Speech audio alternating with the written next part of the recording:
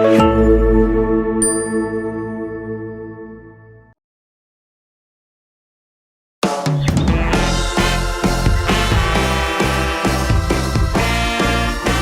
ederra izan da jaietan zehar, egunero.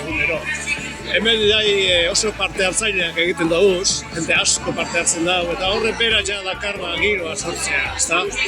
Eta oso ondo joan dira, eta, bueno, hor nukan betiko apostua, ezta? Hemen matxismoari tolerantzia zero, ez dugu izan eraso matxistarik, eta hori aurrera pausu handia da, eta espero dugu dana ondo amaitzea gaurkoagaz.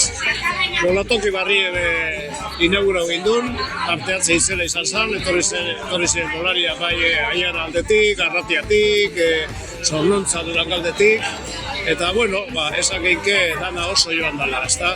Hemen momentu klabeak izaten dira adibidez, kofradi eguna, ezta? Eta atzo Ereizpe osoa bete-beterik egozon, herriko jenteagaz, giro ederra, eta gaur kanpotik behin bete jente dator, berakaz egunera, eta giro ederra da.